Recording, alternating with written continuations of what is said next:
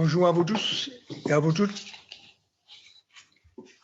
Remerciement aux membres de la presse, je ne vais pas les énumérer, tous les médias qui ont répondu à notre invitation. Mesdames et messieurs, bienvenue à notre deuxième point de presse CTM, permettant de mieux relayer les actions menées pour faire face aux crises générées par la crise sanitaire Covid-19. Le principe est de laisser aux conseillers exécutifs de développer plus précisément les actions menées dans leur secteur respectif. La prorogation du confinement jusqu'au 11 mai n'est pas sans poser un certain nombre de questions quant à la stratégie générale de gestion de la crise. S'agissant en particulier de l'ouverture des établissements scolaires, cela nécessitera une préparation à laquelle la collectivité territoriale de Martinique a un rôle essentiel à jouer. Je vous informe que la CTM réfléchit déjà à une stratégie globale de déconfinement, de relance et de reconstruction. Ce n'est pas de relance seulement, on est déjà dans la relance, et de reconstruction. Par la prévision d'achat et fabrication de tests et de masques, pour l'organisation de la reprise des cours, pour accompagner les municipalités qui le souhaitent, pour le nettoyage des écoles primaires et la mise en place de mesures barrières pour les petits, pour assister les crèches et vérifier que les mesures sont bien mises en place. La protection maternelle infantile devra accompagner la réouverture des structures de garde de la petite enfance. Pour les EHPAD, là aussi, des mesures seront prises pour accompagner le déconfinement des personnels émergés. Pour la reprise progressive et adaptée du transport, Martinique Transport est mobilisé, etc., etc. En ce qui concerne la coopération médicale avec Cuba, pour renforcer les équipes médicales de Martinique, je vous informe que la dernière plénière du 9 avril a confirmé ma démarche. Nous finalisons avec les autorités cubaines un accord de coopération médicale. J'ai écrit au président de la République sur ce sujet. L'arrivée de la brigade est envisagée vers le 27 avril. S'il y a un changement, vous le saurez. Les arrangements logistiques pour leur accueil sont en bonne voie. Notre demande de coopération médicale avec Cuba a été appuyée par l'OMS et l'AEC. Mesdames et messieurs, j'aimerais rappeler que la coopération dans cette crise ne s'arrête pas à la coopération médicale avec Cuba.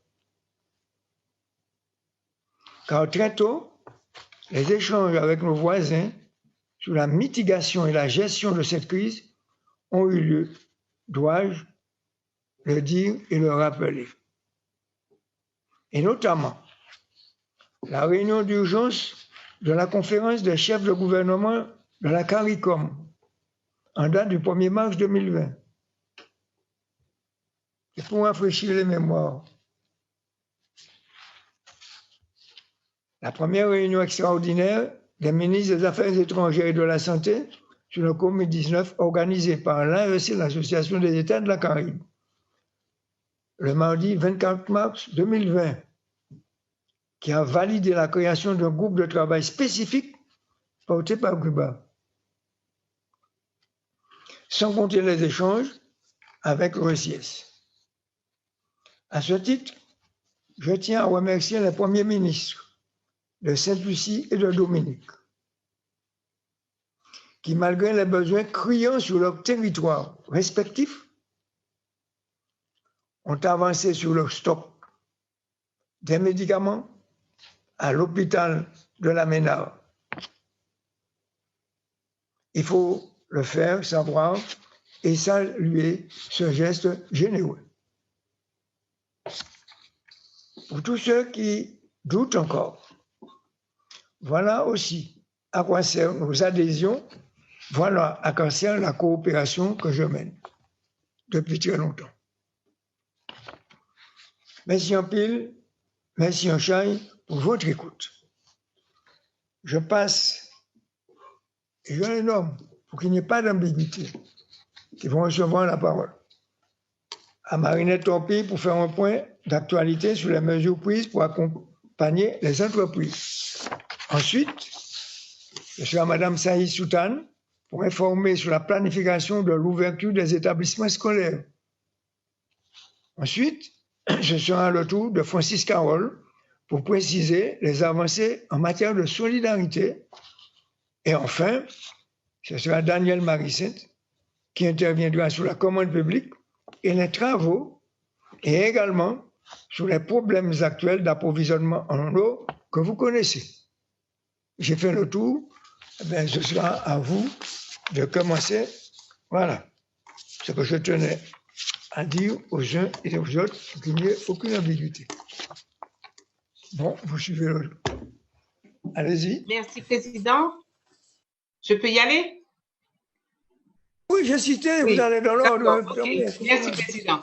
Alors, bonjour à toutes et à tous. Alors, concernant la partie économique, l'intervention de la CTM sur le secteur économique, je souhaiterais attirer l'attention sur quelques points.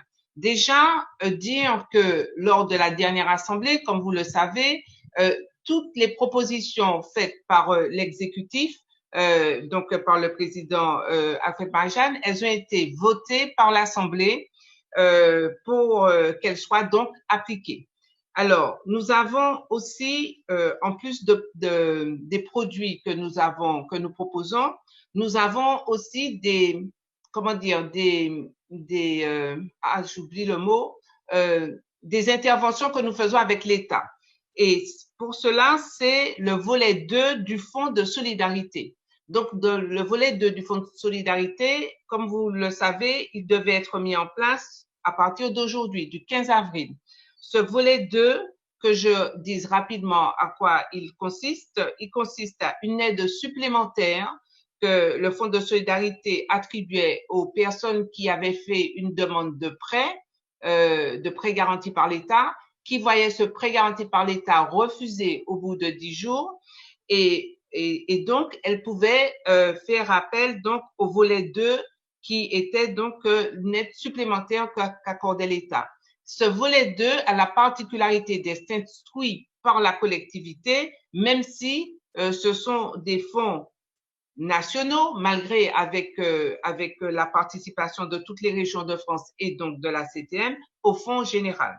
Donc, ce volet 2 qui devait être mis en place à partir du 15 avril a connu quelques problèmes informatiques, mais au niveau national, ça ne dépend pas de nous. Donc, sur la plateforme nationale du Fonds de solidarité, du volet 1, pour passer sur le volet 2, il y a quelques problèmes donc qui sont en train de régler. Donc, je pense que le volet 2 ne sera disponible pas avant la semaine prochaine. Donc, voici pour le volet 2.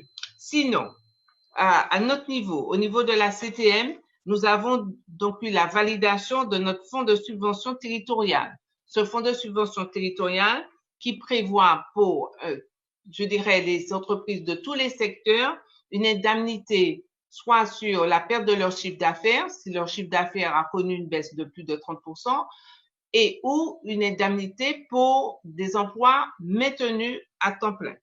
Donc, nous avons un plafond allant jusqu'à 10 000 euros pour un arrêt total de l'entreprise et 5 000 euros pour un arrêt partiel de l'entreprise. Donc, ce fonds de subvention, aujourd'hui, il est, je dirais, cadré en termes de modalités. Et maintenant, c'est sa mise en œuvre qui est en train d'être terminée, finalisée.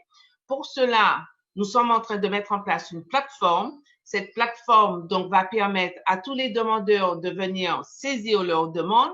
Ces demandeurs vont je dirais, se connecter avec un opérateur qui est un des opérateurs, donc un de nos partenaires institutionnels. Ça peut être la Chambre des métiers, la Chambre d'agriculture, la Chambre de commerce, enfin, différents opérateurs ou satellites de la CTM. Et avec ce binôme demandeur et opérateur, ils vont valider les dossiers qui sont ensuite transmis sur le service instruction de la CTM. Et ça devrait partir après en ligne de paiement s'il n'y a pas de problème et si c'est validé. Donc, la procédure sera simple. Elle devra être efficace, elle devra être fluide.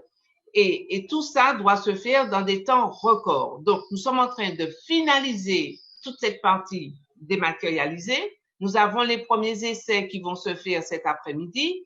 Donc, nous sommes vraiment là nous travaillons dans l'urgence, mais depuis le 15 mars, nous travaillons dans l'urgence et nous pensons être fin prêt bientôt, d'ici la semaine prochaine, on l'espère. Donc, je ne vais pas dire les aléas du direct, mais ça, ce sont les aléas de l'informatique. Mais je tiens aussi à saluer vraiment l'équipe de la DSI, de la CTM, qui fait des miracles pratiquement tous les jours. Et nous avons aussi pu valider auprès de la CTM, auprès de l'Assemblée, le prêt territorial qui va être mis en place. Là, nous attendons la délibération. Ce prêt territorial va être mis en place et instruit par Initiative Martinique Active, donc l'un des satellites de la CTM. Ça, nous savons faire déjà au niveau d'Initiative Martinique Active. On sait, ils ont l'habitude de traiter ce type de produit. Donc, nous allons cadrer le produit pour ce satellite qui devra le mettre en place, la mise en œuvre. Enfin, ça ne posera pas plus de problèmes que ce soit puisque déjà Initiative Martinique Active travaillait en dématérialisé puisque les demandeurs faisaient leurs demandes de prêt directement sur le site de Initiative Martinique Active. Donc, voici, je voudrais parler je vous ai parlé de ces trois produits. Le prêt rebond de BPI est un prêt que BPI est en train de mettre en place. Ça ne dépend pas de nous. Nous finançons, mais c'est eux qui doivent le mettre en place. Nous regardons avec eux quand même des modalités. Et dernière chose dont je voulais parler, c'est l'appel à projet que nous avons lancé, mais qui se termine aujourd'hui pour les entreprises du numérique. Là, nous avons eu déjà un certain nombre de demandes, de propositions, de projets plutôt. Donc ça, c'est comme on dit familièrement, c'est une affaire qui marche. Et donc, nous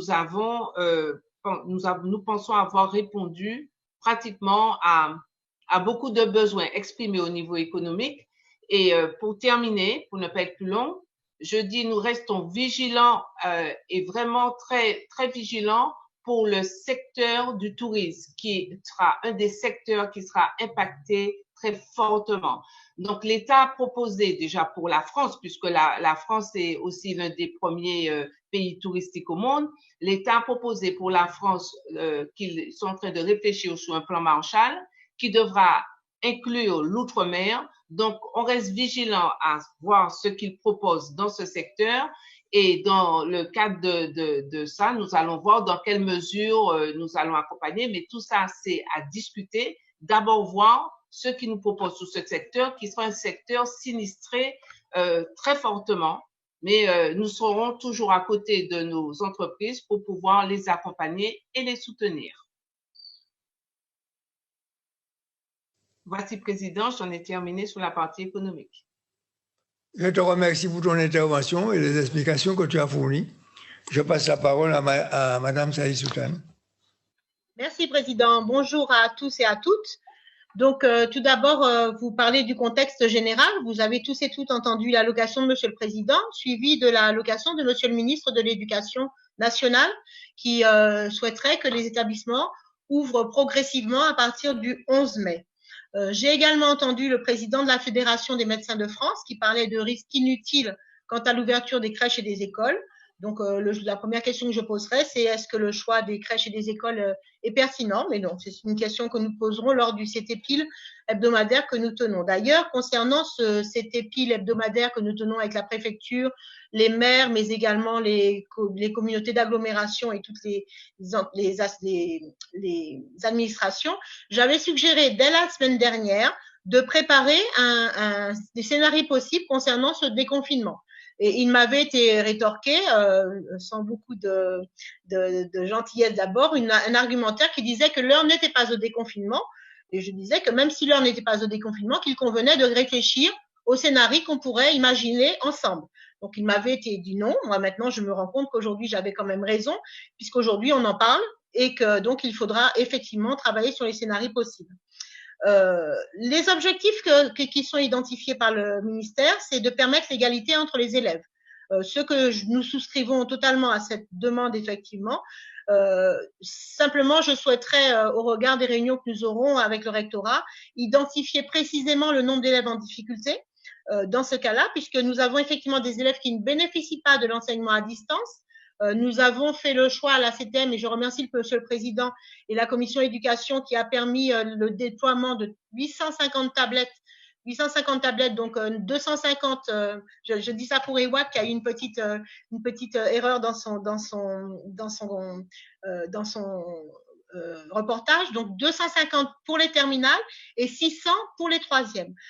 Alors, il y a effectivement ce problème de tablettes qui n'est pas réglé pour tous les élèves, puisqu'il y avait 1600 élèves en tout qui n'avaient pas d'équipement.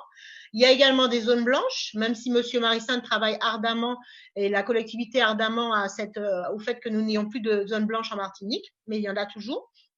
Des problèmes d'insuffisance de connexion également, et puis d'insuffisance de matériel dans les familles, puisqu'on a parfois des familles qui ont un ordinateur, mais qui doivent télétravailler, qui ont 3 enfants, et donc ils ne peuvent pas, pour laquelle l'organisation est difficile. Et puis, il y a également l'aide parentale qui est inégale. Donc, tous ces objectifs ont effectivement permis de penser qu'il nous faut penser à ces élèves en difficulté. L'opérationnalité de cette affaire. Donc, tout d'abord, pour essayer de trouver des scénarios possibles, j'ai demandé aux associations de parents d'élèves, mais également aux syndicats des enseignants, syndicats des personnels de direction et également Martinique Transport et syndicats des agents de la collectivité, de participer à une réunion vendredi à 11h avec nous CTN, donc c'est nous qui initions cette réunion, afin de mettre à plat toutes les idées que nous avons sur ces scénarios possibles, tous les freins que nous avons à gommer pour permettre l'accompagnement de nos élèves. Donc ça, c'est la première décision, le vendredi 17 avril, une réunion à 11h. Le 11 mai, ça c'est la proposition de Monsieur le Président, même si j'ai vu beaucoup de surprises dans beaucoup de regards de part et d'autre.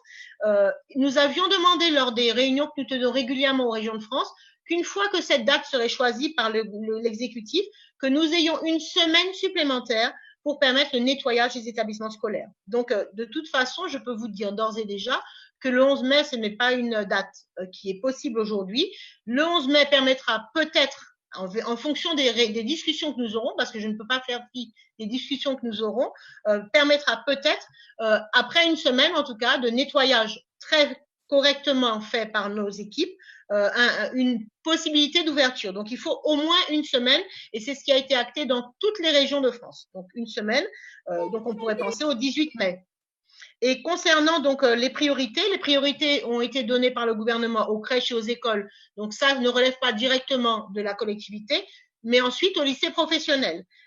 Moi, j'ai envie de donner un petit bémol en disant que d'abord, les classes qui sont le plus impactées au niveau de la perte de lien avec les enseignants, ce sont les classes de SECPA. Les classes de SECPA, pour 12,5%, ne sont pas connectées à leurs enseignants et enseignantes. Donc, les classes de SECPA, je pense qu'il faudra qu'on y pense. Et puis, les lycées professionnels, effectivement, qui sont en rupture à 9,5% de leurs enseignants. Donc, peut-être des travaux par groupe, des refontes des emplois du temps. Et se posera pour nous des questions qu'il nous faudra impérativement lever, c'est-à-dire d'abord l'équipement de nos agents en masque, en gel hydroalcoolique en gants. Alors aujourd'hui, les établissements scolaires ont fait le choix. Nous avons donc tout réquisitionné. Aujourd'hui, il n'y a aucun stock, ou pratiquement pas, dans les établissements scolaires pour jouer la solidarité.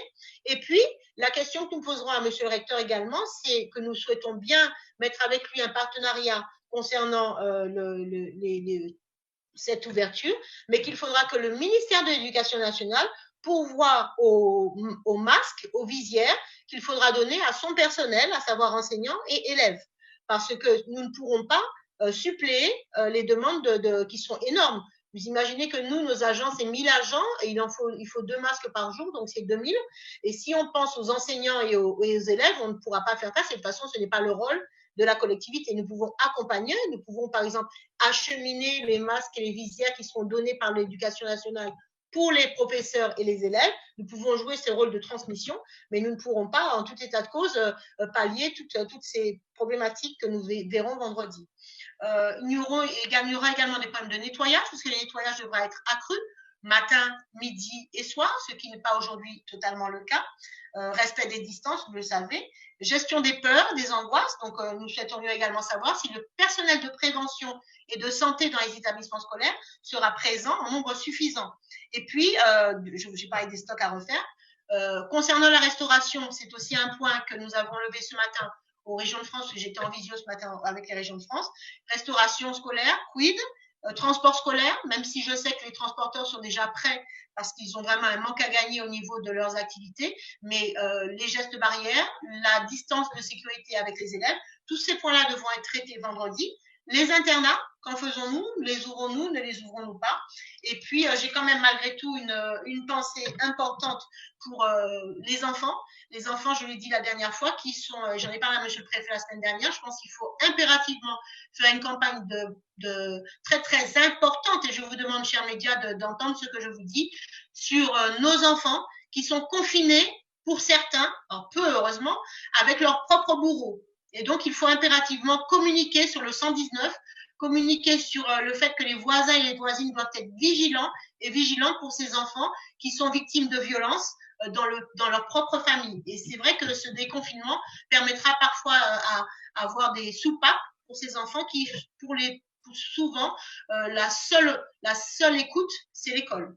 Voilà. Et concernant ensuite l'après, malheureusement, nous aurons d'énormes incidences financières au niveau des établissements scolaires, puisque nous avons eu à déplorer des vols. Alors, nous avons mis maintenant une protection sur certains établissements et du matériel volé. Nous avons également des casses d'eau dans certains établissements. Alors, je sais que M. Marissan fait tout ce qu'il peut, mais que les entreprises sont elles-mêmes impactées par le Covid-19 et travaillent en mode dégradé, et que parfois nous devons attendre longtemps que les entreprises interviennent pour des casses d'eau, des problèmes électriques, et donc nous avons forcément ces choses-là à faire. Voilà.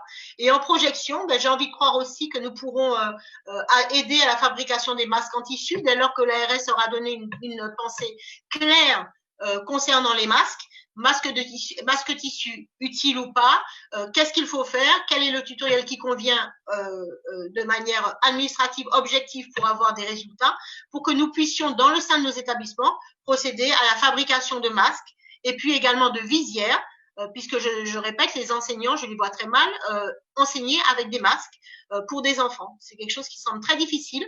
Par contre, avec une visière, cela semble plus réaliste, et les visières pourraient être également, en plus des entreprises qui se sont déjà lancées dans ce matériel, être réalisées par les imprimantes 3D que nous avons dans certains établissements scolaires. Voilà le point que je souhaitais donner, en sachant que nous serons très vigilants sur la sécurité de nos élèves, de nos enfants, de nos agents, et que nous ne rentrerons pas tête baissée, comme parfois c'est le cas en Martinique, où nous sommes souvent pilotes pour beaucoup d'opérations.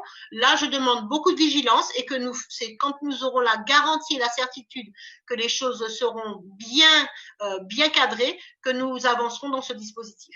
Voilà ce que je souhaitais dire, Président, et merci de m'avoir donné l'opportunité de m'exprimer. Merci à mesdames et messieurs de la presse. Je remercie Saïd Soutan pour les informations données et les suggestions également faites au cours de son intervention. La parole est maintenant à Francis Carole.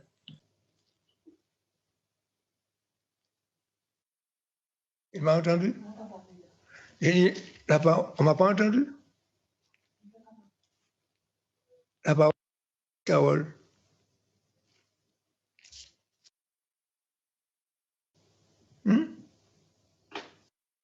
Il n'a pas ouvert son micro. Oui, ça va? Carole, dites-lui que son micro est sans doute déconnecté. C'est bon, c'est ouvert. Vous m'entendez? Ah, voilà. Excuse-moi. Merci. On m'a entendu avant de te passer la parole, on m'a entendu. Oui. Ah, d'accord, c'était pour savoir parce que je ne savais pas. Allez, tu as la parole. Bonjour, Président. Bonjour, chers collègues, mesdames et messieurs. Et je voudrais donner quelques informations. D'abord, notez que dans les EHPAD, nous ne déplorons aujourd'hui aucun décès, d'accord, et aucune personne malade. Ce qui est très important parce que vous savez qu'en France, on a connu des EHPAD qui ont été décimés à 30%. Donc la situation n'est pas identique en Martinique, fort heureusement. Et nous remercions les directeurs d'établissement, les directrices d'établissement qui ont su prendre les mesures. Concernant les établissements de l'enfance, là aussi les mesures ont été prises très tôt et il n'y a pas de cas de maladie.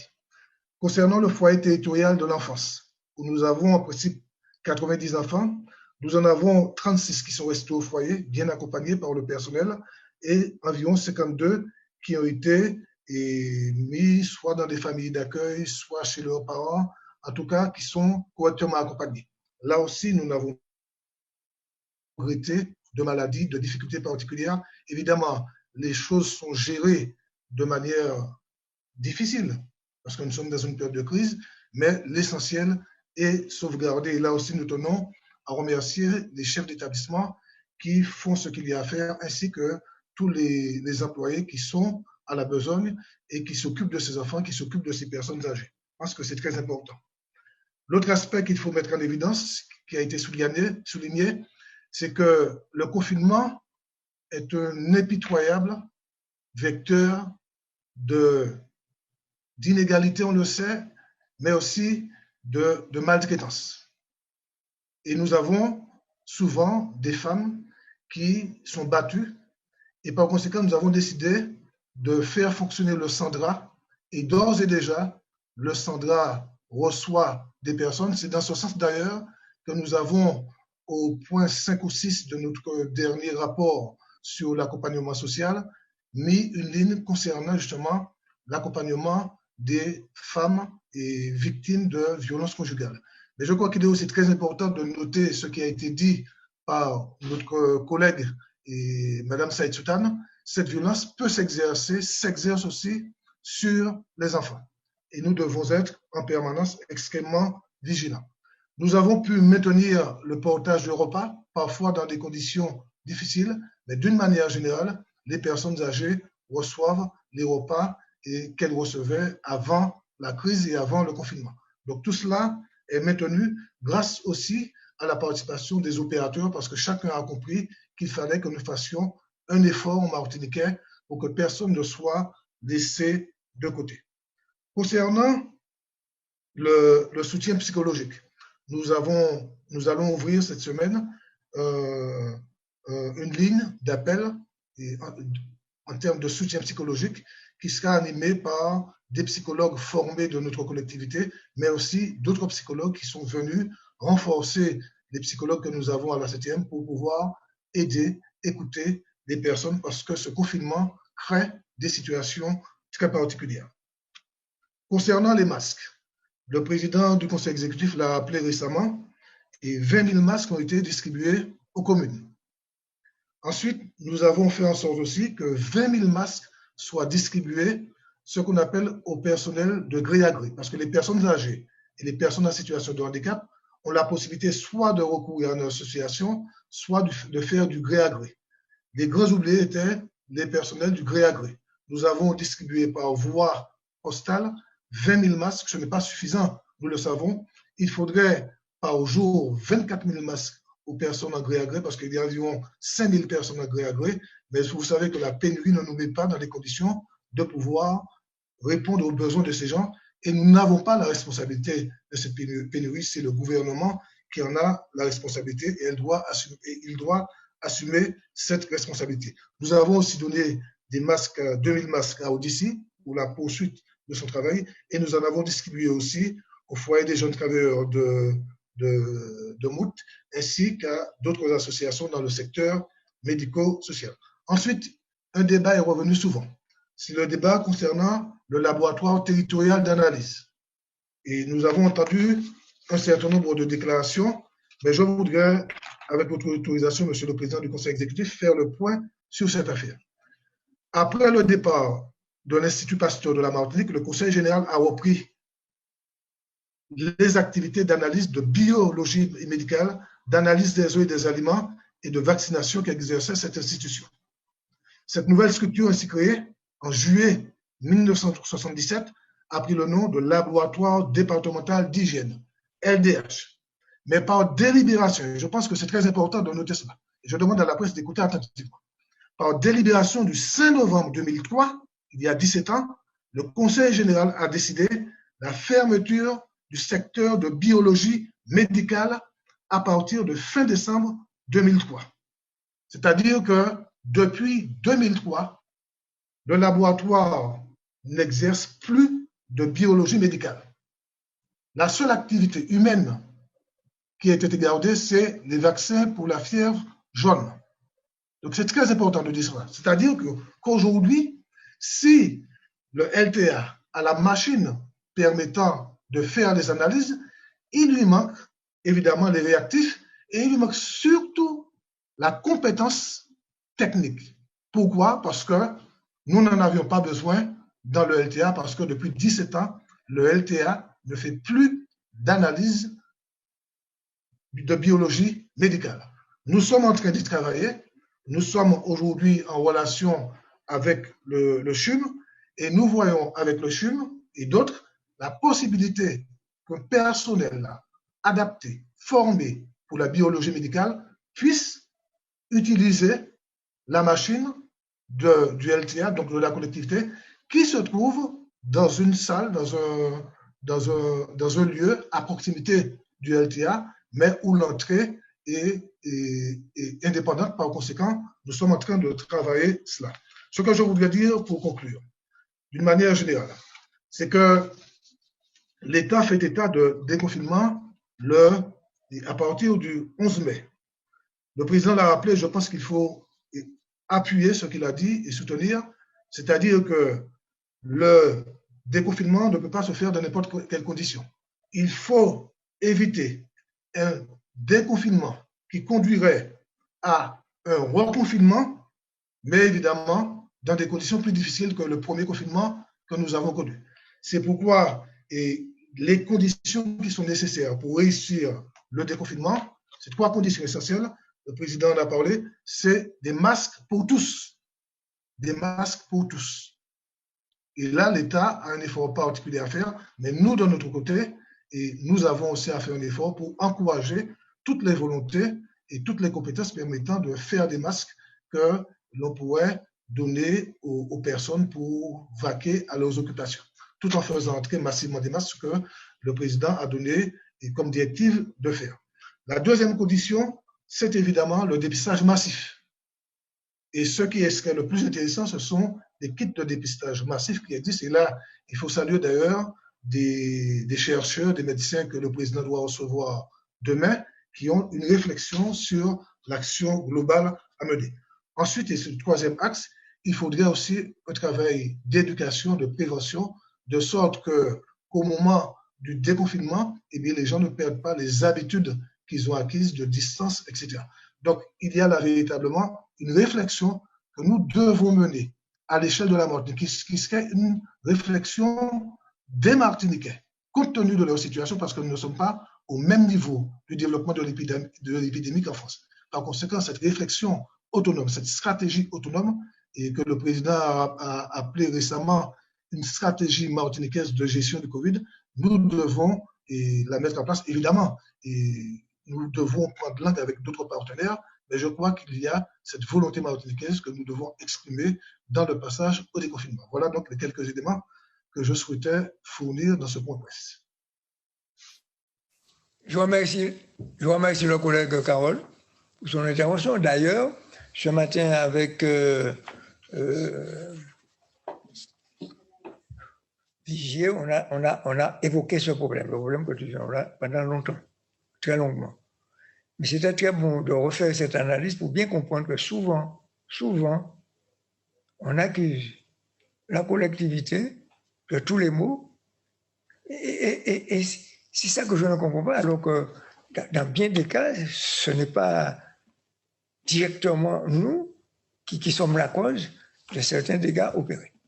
J'espère que tout le monde va comprendre. Il ne s'agit pas d'attaque de ma part, il s'agit d'expliquer.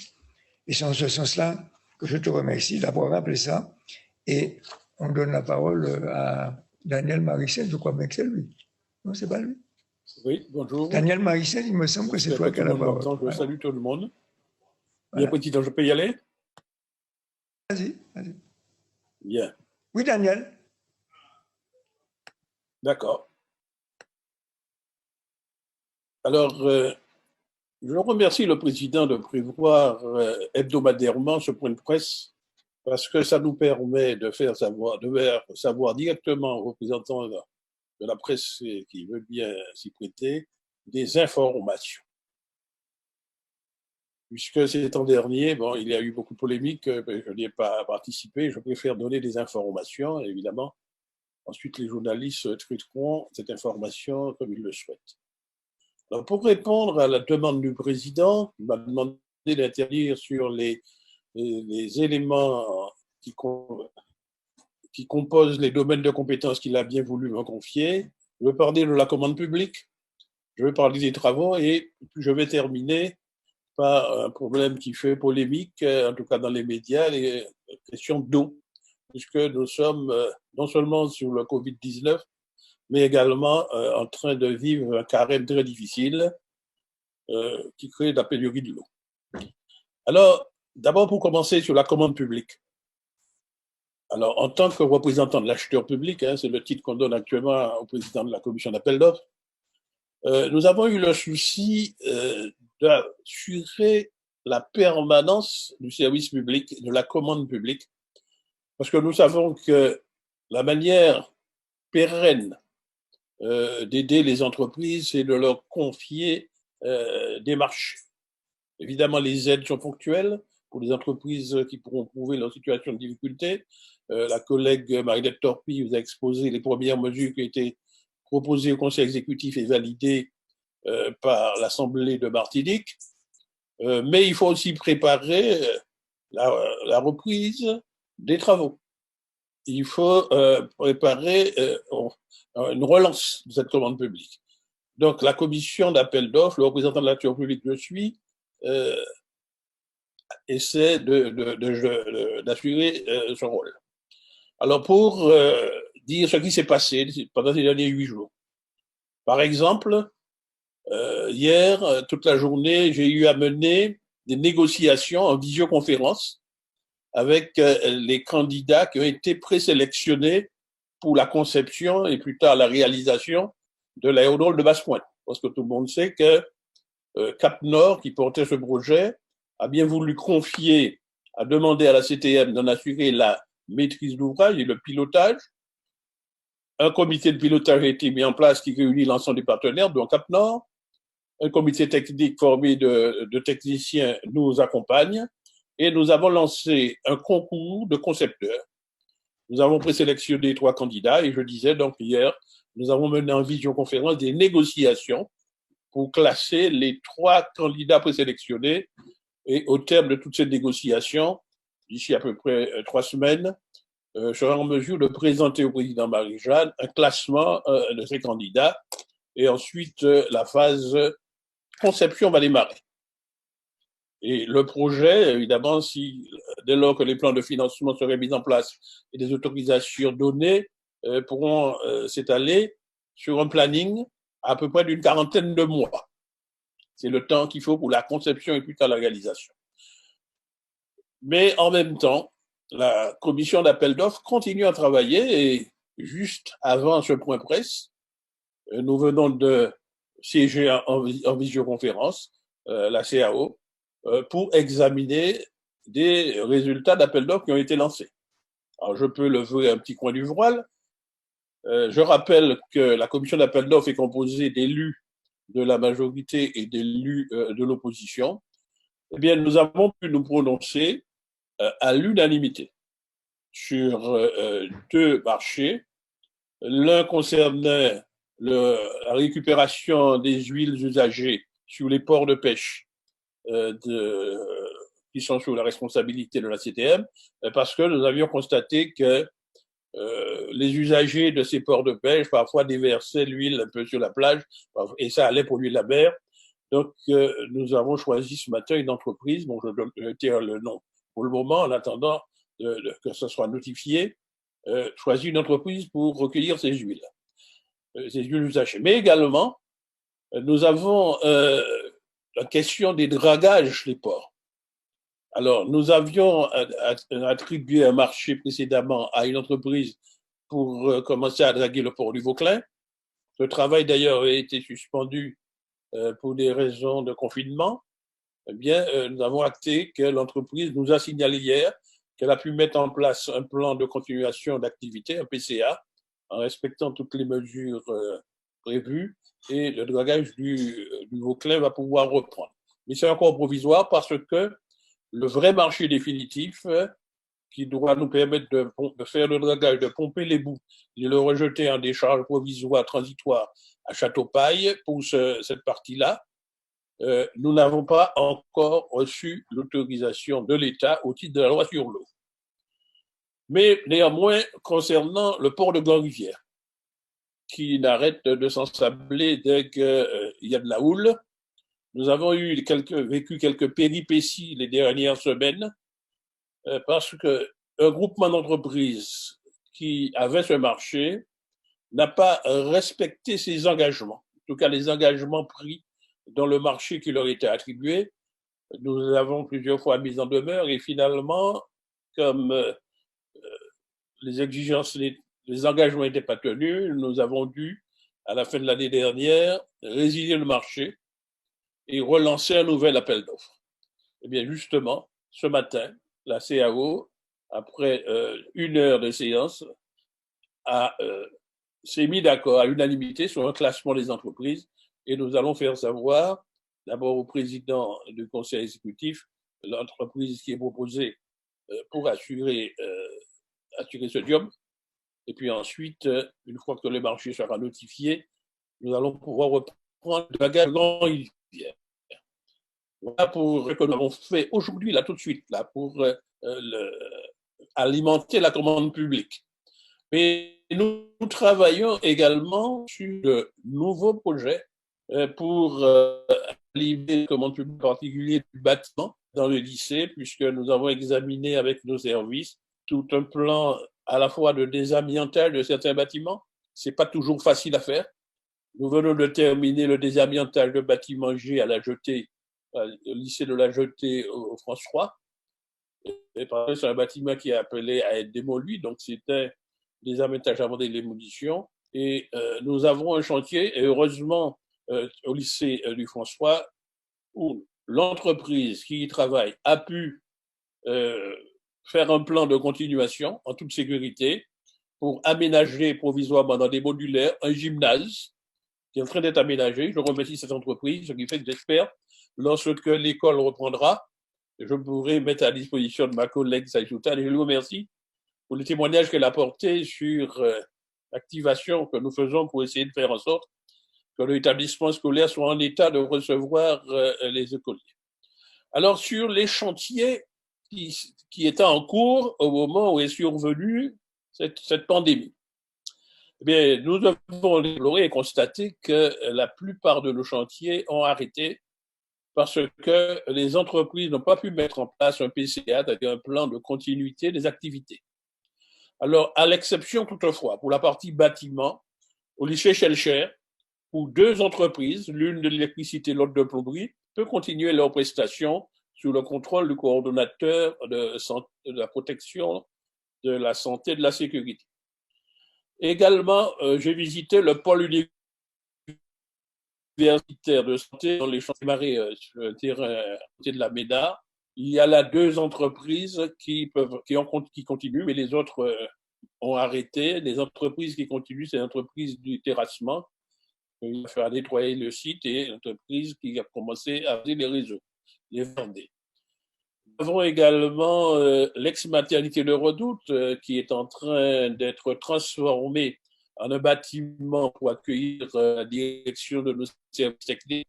Là aussi, sur les 6 entreprises qui étaient occupées, il y en a 3 qui ont pu continuer les activités. Les autres n'ont pas pu mettre en place un PCA.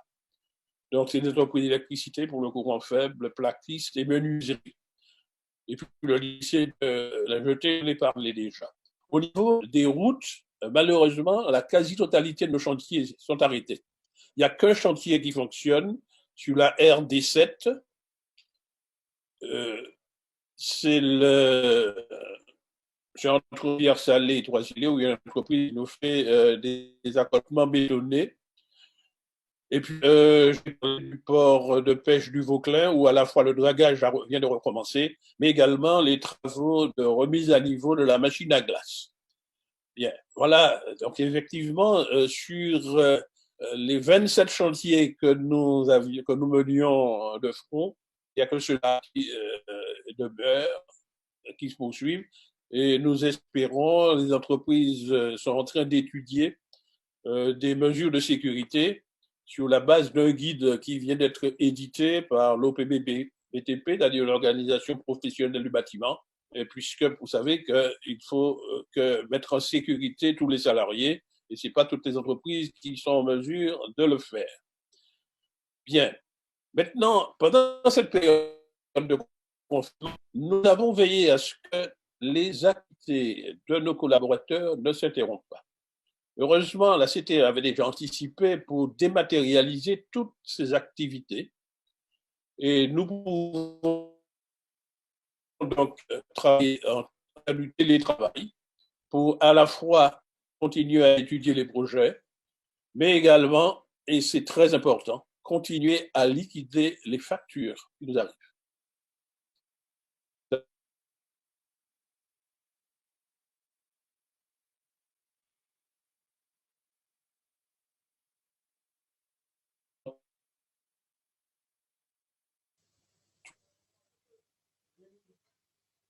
Question évoquée dans la dernière plénière de l'Assemblée, celle des... pardon, on m'entend toujours? Ça a repris, mais on ne t'entendait pas. On m'entend là? Voilà, on t'entend maintenant. D'accord. Alors, j'étais donc en train de dire qu'il y a la question des factures que nous avons de liquider. Je vais donner une petite expression, si le président permet, sur les questions de retenue de garantie. Les retenues de garantie, ce sont des sommes qui sont retenues par le payeur sur chaque des comptes, ensuite libérées dès lors. Ça est transmis, il accepte que pendant toute la période de garantie, les prestations qui étaient réalisées ont tenu le coup, ou bien s'il y avait des défaillances, que les réparations ont eu lieu, et ça permet ensuite aux payeurs de libérer cette somme et de les payer aux entreprises. Il se trouve dans beaucoup de chantiers anciens, souvent où ces chantiers étaient pilotés par des maîtres d'œuvre extérieurs, beaucoup de documents ont disparu et la CTM arrivant avec une nouvelle équipe a éprouvé quelques difficultés pour retrouver tous les documents. Donc, il faut remercier publiquement le président Marie-Jeanne qui a embauché les gens pour mettre une cellule spéciale pour essayer de reconstituer l'histoire de chaque chantier, pour fournir les dossiers, pour fournir des éléments. Et au fur et à mesure, on liquide ces revenus de garantie. Parfois, toutes les pièces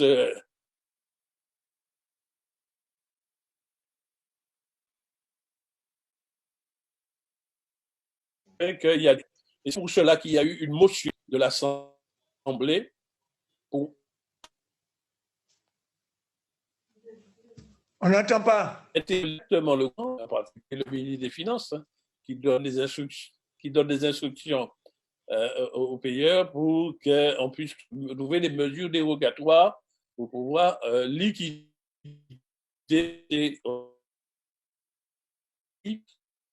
indiquait dans la dernière période que ça faisait 11 millions d'euros qui étaient bloqués sur un compte bloqué sur les payeurs en attente d'être libres. Mais nous travaillons.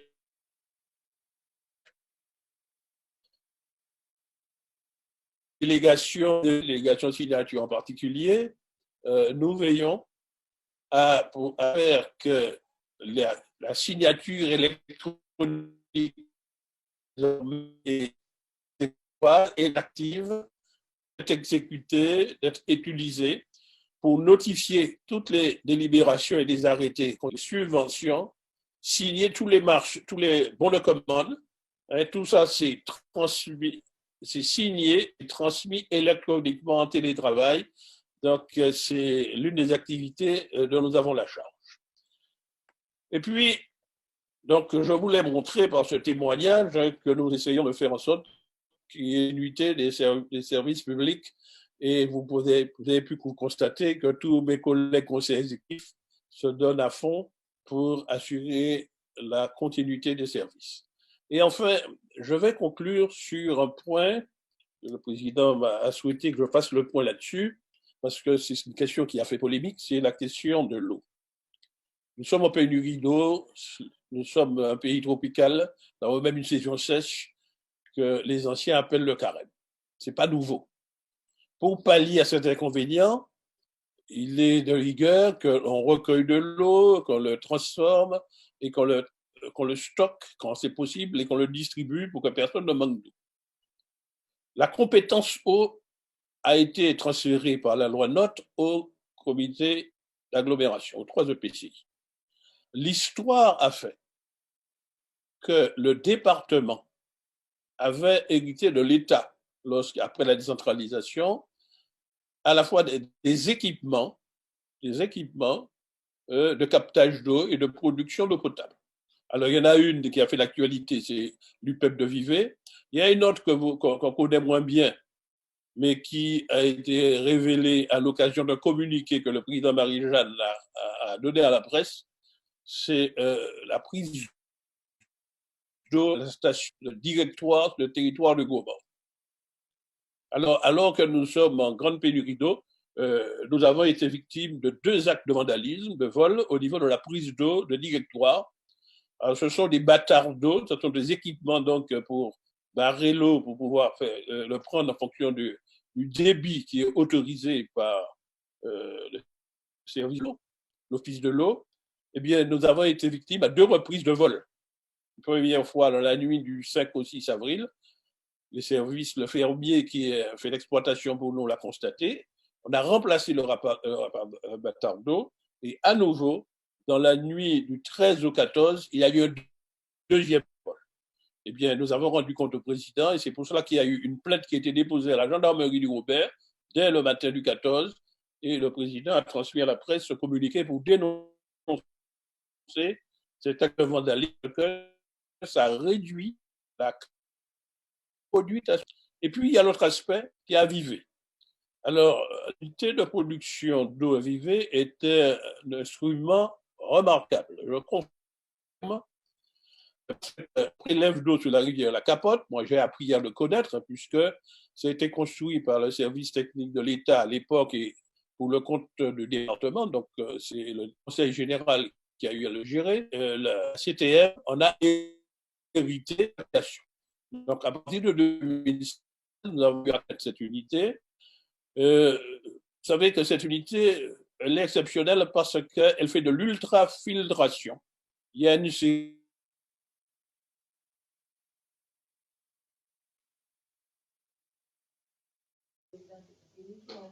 On n'entend pas, il y a un truc qu'on n'entend pas. On ne t'entend pas. Le centre et le sud de la Martinique, à l'époque, c'était pour le compte du SIXM, et avec un taux de chlordécone rémanent à peine décelable. En tout cas, largement inférieur au seuil qui était fixé par les autorités sanitaires. Alors, quand nous sommes arrivés en 2016, ces filtres, on nous a informé que ces filtres étaient saturés et qu'il fallait tous les remplacer. Nous avons passé commande de la totalité des filtres et nous avons pu les remplacer sans interrompre la production d'eau, donc on fait par tranche. Et puis, nous avons découvert un autre aspect dont on parle ces jours-ci. C'est que cette eau, produite par un équipement qui appartient actuellement à la CTM, est vendue au centre et au sud. Et il est transporté par un gros tuyau de diamètre de 800 mm en direction du centre et du sud.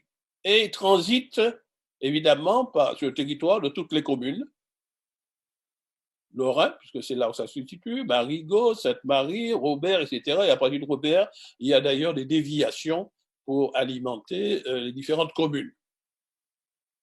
Cette usine et cette canalisation de transport d'eau est gérée par un fermier, c'est SMDS, qui le gérait pour le compte du Conseil général, et nous avons poursuivi, puisque son marché n'est pas terminé. Il y a eu en 2009, et je donne des faits, et je remercie d'ailleurs l'ancien directeur des services techniques qui, avant de partir à la retraite, nous a fait un rapport complet, détaillé, tous ces faits. Et c'est là-dessus que je me suis appuyé pour communiquer à beaucoup de journalistes les faits. En 2009, il y a eu des pluies diluviennes. Ces pluies diluviennes sur le nord de la Martinique ont entraîné des glissements de terrain. Et l'un des terrains qui a subi un glissement, c'est un terrain qui se trouve au quartier Séguino, qui est la propriété de M. Bernard Bali. Mais ce glissement de terrain a emporté, c'est vrai, une partie de l'exploitation agricole de M. Bali, mais en même temps a emporté une section de cette canalisation. Parce qu'il se trouve qu'au moment de sa construction, ceux qui l'ont construit ont posé la canalisation en travers d'une série de parcelles privées. Une partie de la canalisation était sur le domaine public, mais beaucoup sur les domaines privés, évidemment, créant des servitudes de passage pour les propriétaires de ces différentes parcelles. Alors, cette rupture qui s'est produite en 2009 a interrompu le transport de l'eau vers le sud. Et pour pouvoir réparer, le Conseil général devait donc pénétrer sur cette parcelle privée. D'après le rapport que j'ai lu, ça ne s'est pas fait sans mal. Et le propriétaire concerné qui a subi des pertes exigeait une série d'indemnités que le Conseil général à l'époque estimait ne pas devoir. Donc, ce propriétaire est allé en contentieux devant le tribunal administratif. Le tribunal administratif, en 2010, a nommé un expert, comme ça se fait. C'était le nom de l'expert, mais il est dans le rapport. Cet expert a fait son rapport d'expertise qui a été transmis à l'ensemble des parties et il est explicitement dit que c'est le glissement dû aux pluies diluviennes qui a entraîné la casse, le déboîtement des tuyaux. Alors que la thèse de la partie adverse, ce serait le déboîtement du tuyau qui a entraîné le glissement. Bien. Et d'ailleurs, dans le rapport d'expertise, il est clairement dit que le sens du labour, parce que vous savez, il y a des sillons qui sont sur le terrain, ont été faits dans le sens de la pente, ce qui a aggravé l'érosion du terrain. Normalement, lorsqu'on fait des sillons sur un terrain en pente, il vaut mieux le faire suivant la ligne des côtes. Bien. Mais là, c'était fait suivant la grande pente. En tout cas, voilà ce que nous avons trouvé dans le dossier. Cette affaire est d'ailleurs devant les tribunaux et jusqu'à aujourd'hui, le tribunal n'a pas encore rendu son jugement sur ça.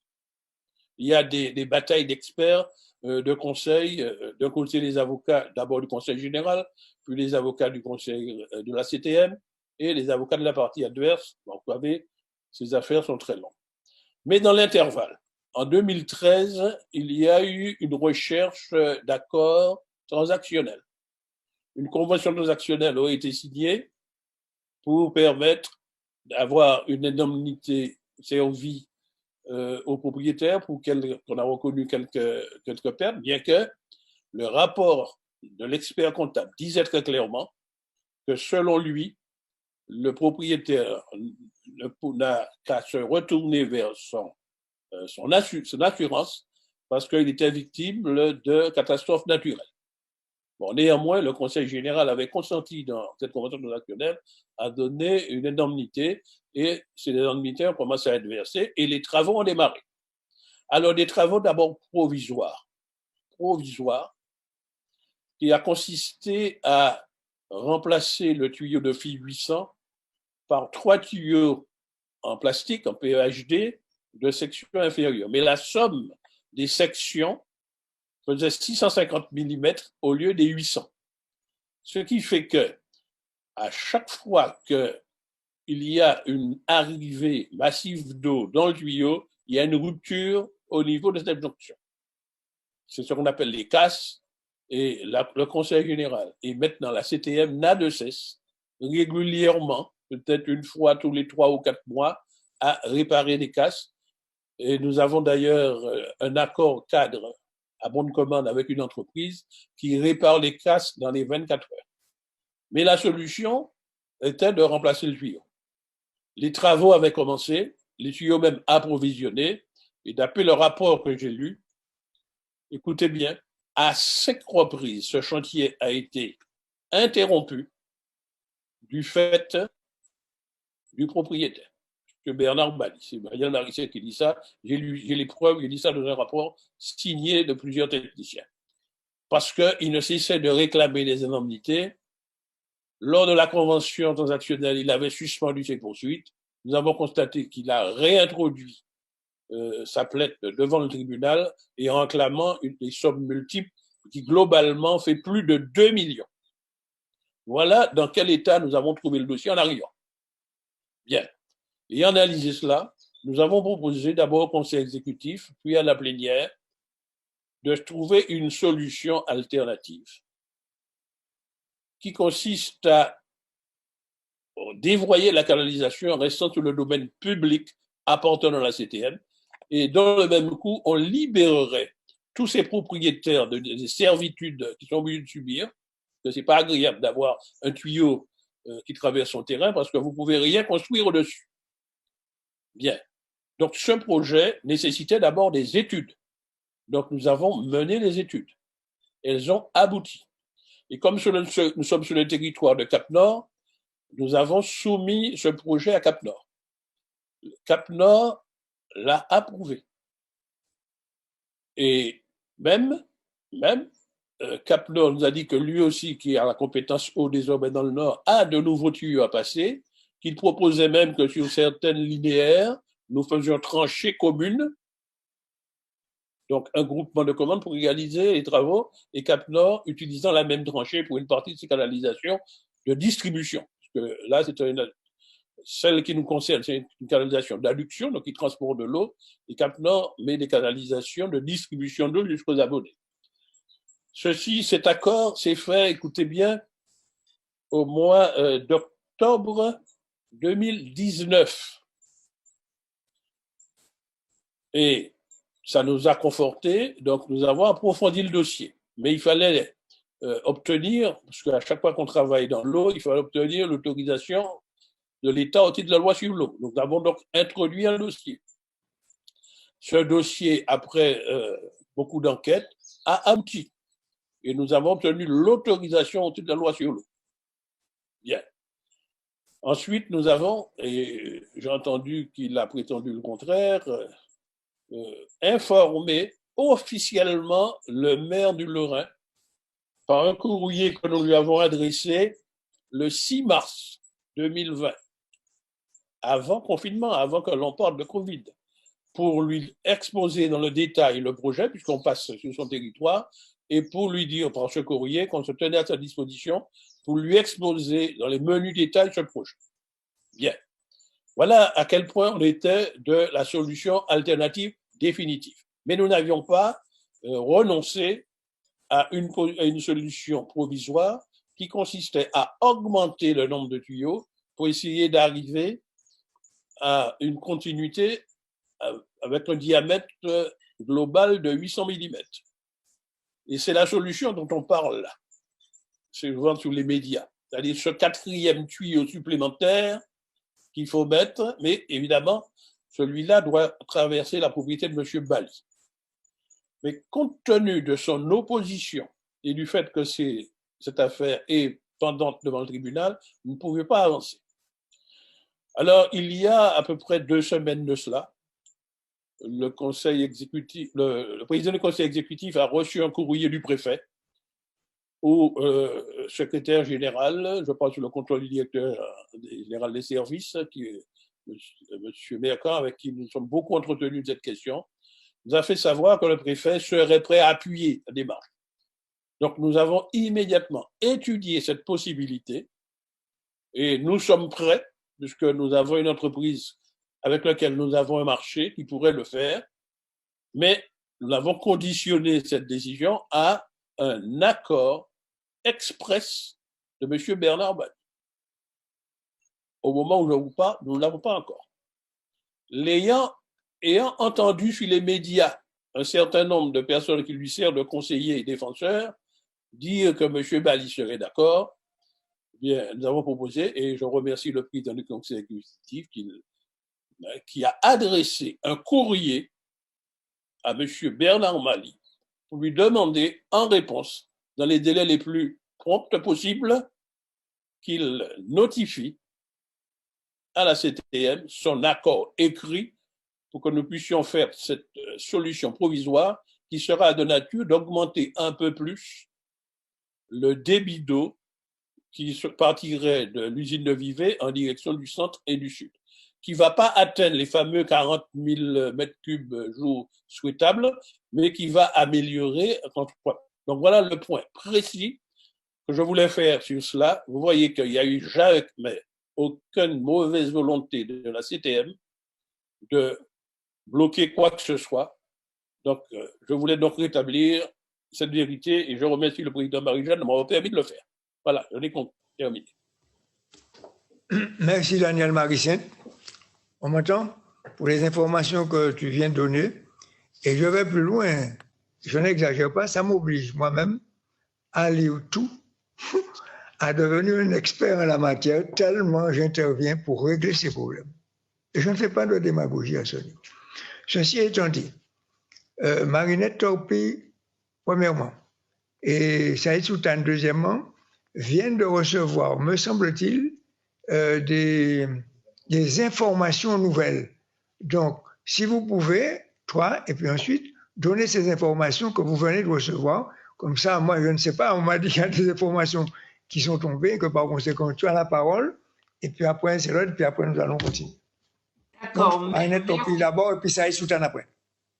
Merci, Président. Effectivement, non, je tenais à donner l'information tout de suite, ce qui montre, pour faire bien montrer que nous sommes, comme on dit, nous sommes au combat. On est là pour faire avancer les choses. Donc, à ma première intervention, je disais que le volet 2 qui devait être opérationnel aujourd'hui ne l'était pas parce qu'il y avait eu un problème de basculement de la plateforme du volet 1 pour pouvoir enregistrer les données du volet 2. Donc, mais comme je le disais, c'est un problème qui était au niveau national. Et là, tout le monde s'y est mis, et nous ici, au niveau de la Martinique, et on m'a averti au niveau de la DSI que depuis, maintenant, à l'instant, la bascule est faite. Donc, le volet 2 est opérationnel. Donc, des personnes qui ont des besoins et des demandes à faire sous le volet 2, elles peuvent le faire, c'est opérationnel. Voici, Président, je voulais rassurer les gens sur notre capacité de pouvoir tout mener aujourd'hui dans un temps record. Tout le monde pour comprendre la complexité des problèmes que nous avons, mais nous sommes au poste de commande et nous faisons tout pour que ça réussisse. Merci. Ensuite, je disais, c'est Saïd Soutan. Saïd Soutan également, que quoi qu'il y avait. Oui, c'est juste avec Madame Nella, Madame Nella qui est également en charge des étudiants et étudiantes, c'est que nous mettons tout en œuvre pour soutenir nos étudiants et étudiantes martiniquais et martiniquaises à l'étranger et en France hexagonale qui vivent parfois des situations très difficiles et très compliquées. Et donc, un relais a été mis en place et on poursuit cette problématique pour pouvoir les aider au mieux, puisque même s'ils ont pour certains et certaines des familles, mais ils ont parfois des situations très, très difficiles. Donc, tout est mis en œuvre au niveau de la collectivité pour accompagner ces jeunes étudiants et étudiantes. Je fais remarquer qu'à ce niveau, le président n'est pas étranger à ça, parce que c'est lui qui préside la commission. C'est une parenthèse que je joue pour que tout ça, qu'il n'y ait pas d'ambiguïté. C'est clair, c'est fini là? Voilà, et que l'information passe. Tu as fini? Bon, nous reprenons le cours de de nos travaux.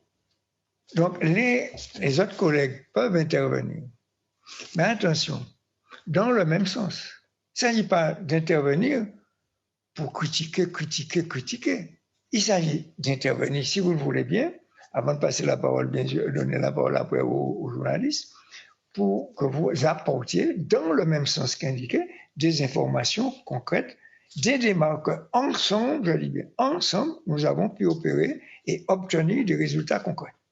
Donc, les élus qui veulent intervenir, s'ils le veulent bien, ce n'est pas une obligation.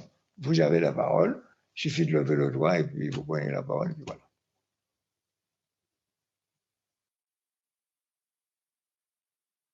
Levez le doigt. Personne?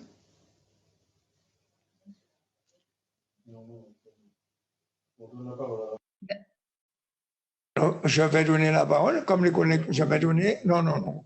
Mais je pense que globalement, il faut être honnête, globalement quand même, je ne le dis pas pour vous flatter, globalement, je suis très content comment ça se passe. On a toujours l'impression que le président, il est là, c'est un président fantoche. On se trompe énormément. Je dis bien énormément. Et que par conséquent, globalement, je suis satisfait. Comment ça s'est passé? Ça n'exclut pas que l'on peut ne pas être d'accord à un moment donné sur telle ou telle chose. Mais globalement, je vous remercie. Alors, si c'est terminé, si vous pensez que c'est bon, mais donnez. Quoi? Ah, Miguel Amadou. Et après ça, vous répondrez aux questions des journalistes. Voilà. Alors, Miguel a demandé la parole, me semble-t-il. Madame Nela. Oui. C'est moi ou c'est Miguel qui parle? Ben, je vois Miguel. Vas-y, tu es déjà en contact, c'est pas grave. D'accord. Parce que c'est occupé. Voilà. Alors, vas-y, puisque, voilà.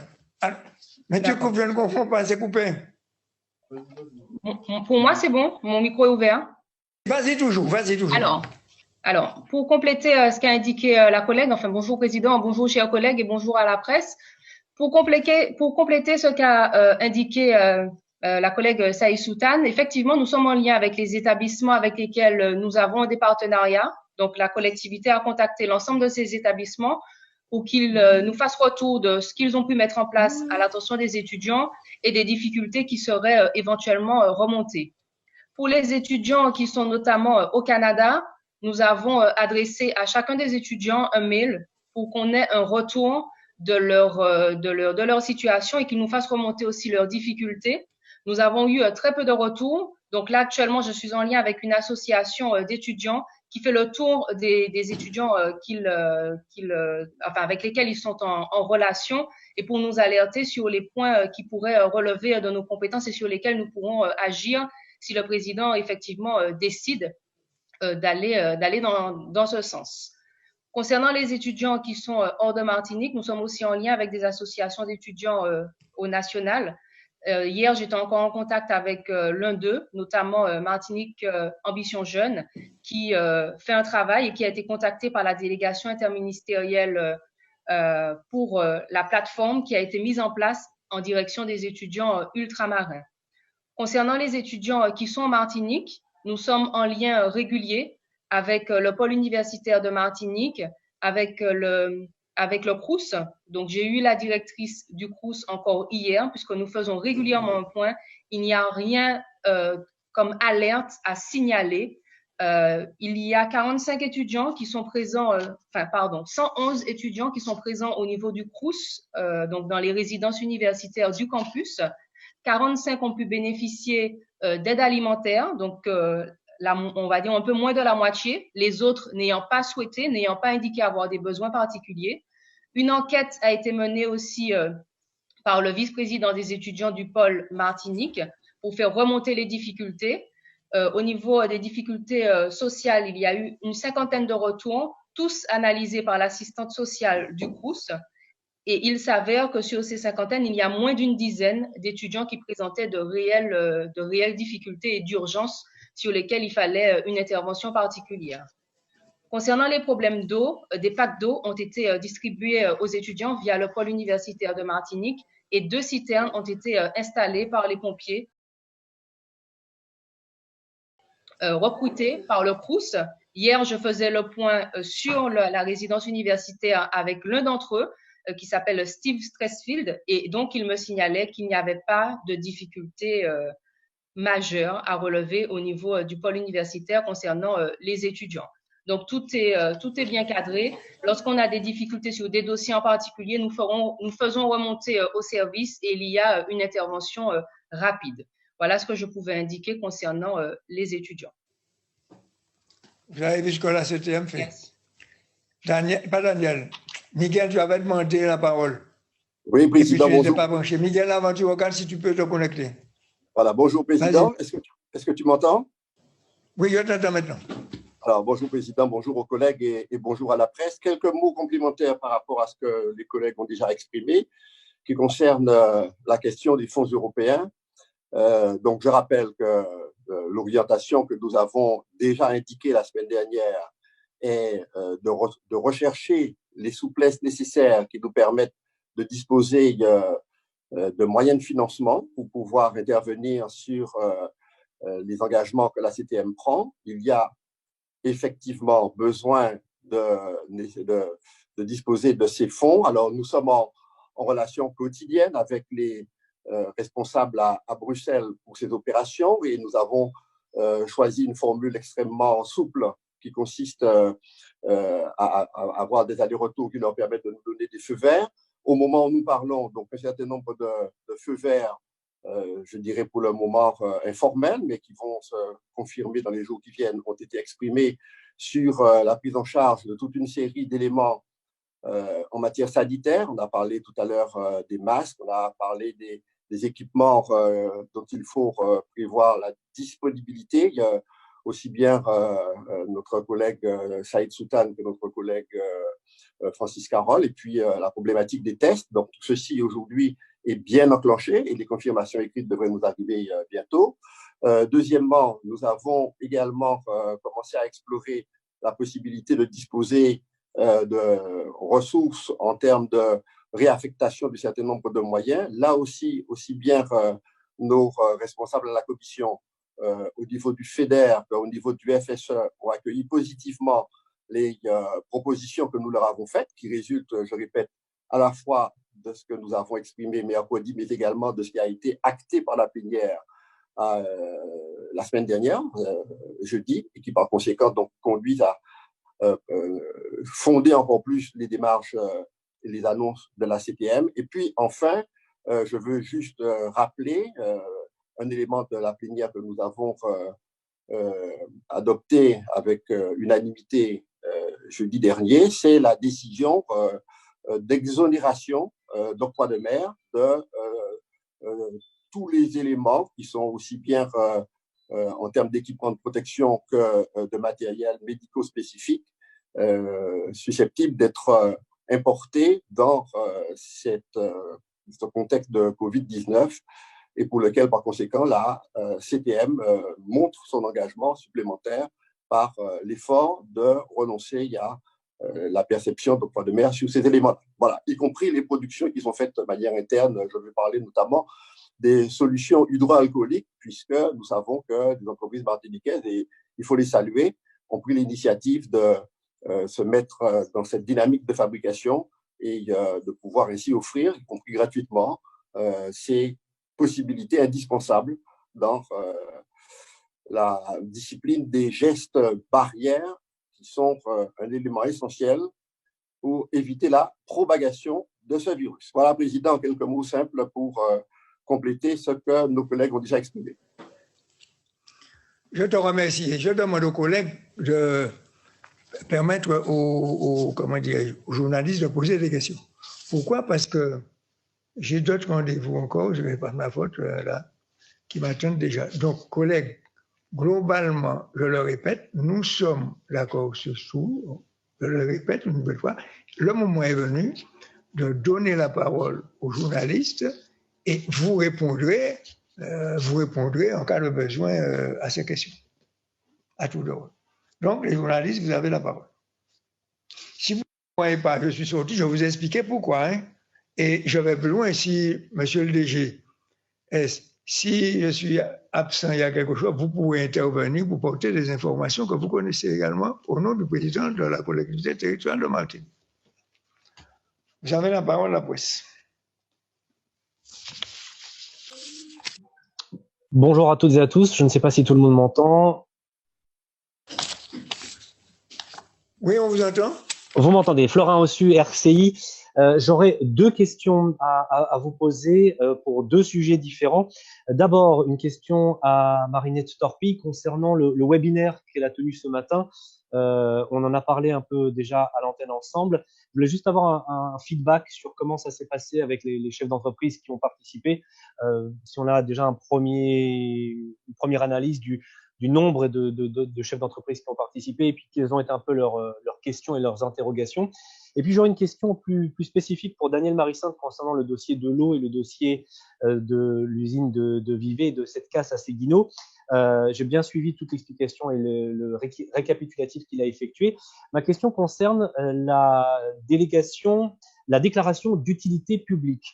Sur notre antenne, Justin Pamphile a évoqué cette possibilité qu'aurait la collectivité de demander cette déclaration d'utilité publique. En gros, pour faire simple, réquisitionner les morceaux de la parcelle de M. Bali qui concerne la réparation pour pouvoir effectuer directement la réparation et ne pas mettre en place ce fameux projet qui est dans les tiroirs à long terme qui prendrait encore plusieurs années. Donc voilà mes deux questions pour cette conférence. Merci à vous.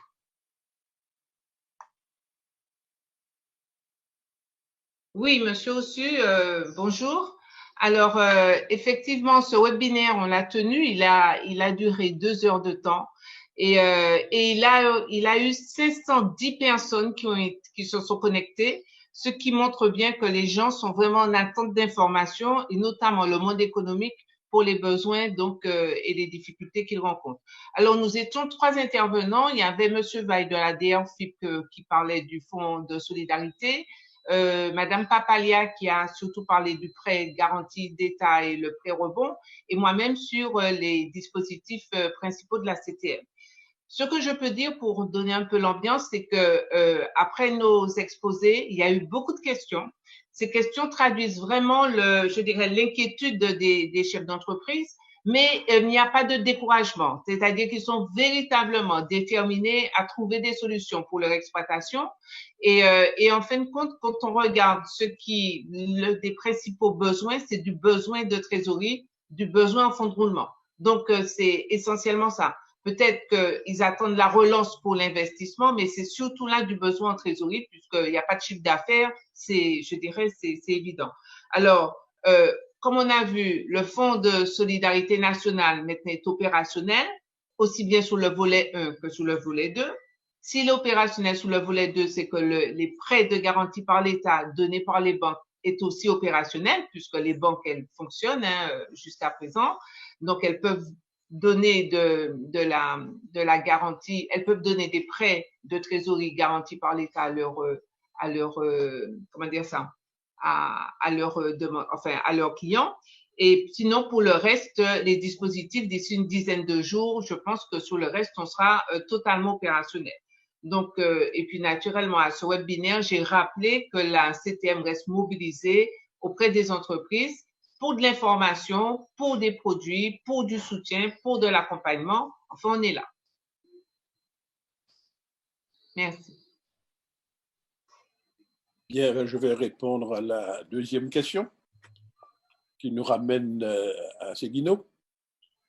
Alors, effectivement, dans le dossier que nous avons trouvé en arrivant et qui faisait l'historique de cette affaire, la question de la DUP, la déclaration d'utilité publique, a été abordée à un moment de cette histoire. Alors, Daniel. Oui. Daniel, collègue, j'ai rendez-vous avec le préfet qui vient maintenant ici.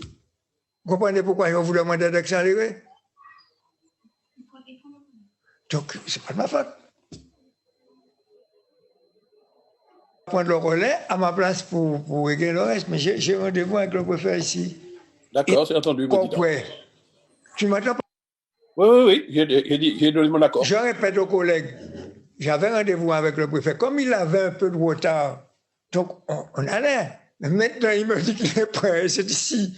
Donc, je dis aux collègues de continuer sans moi et je ferai de mon mieux. Vous comprenez ce que c'est? Pourquoi je vous disais, il ne fallait pas perdre votre temps. Maricette, c'est toi qui vas me remplacer. Tu as compris ce que je veux t'expliquer? Merci, Président. C'est clair, je ne peux pas faire différemment. Il faut bien que ça. Ça va? D'accord. C'est pas vous empêchez de parler, je vous avais tout dit.